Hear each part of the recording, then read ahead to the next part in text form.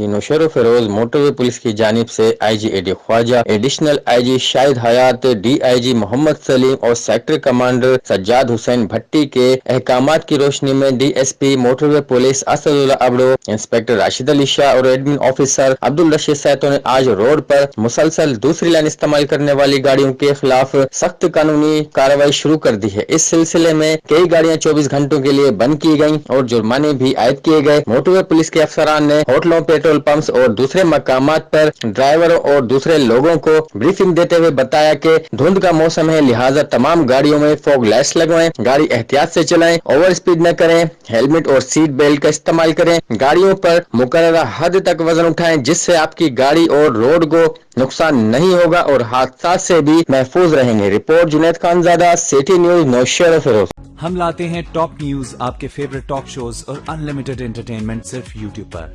अगर आपने अभी तक हमारा चैनल सब्सक्राइब नहीं किया तो अभी सब्सक्राइब करें